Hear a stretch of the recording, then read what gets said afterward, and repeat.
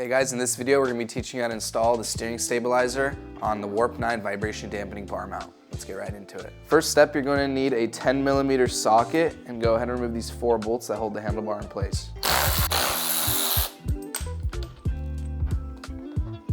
Now you're going to need an 8mm Allen key to go ahead and remove the handlebar mounts.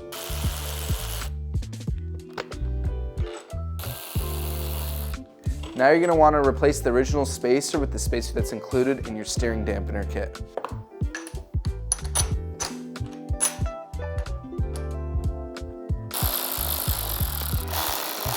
Before we reinstall the handlebars, we need to install the post mount. First step to installing the post mount is removing these plastic tabs. Position the mount over the holes and use the provided bolts in your kit. Grab your stabilizer and put this notch on the post mount. Grab these specific bolts and use them to secure the stabilizer to your handlebar. All that's left to do is to put your handlebars back on.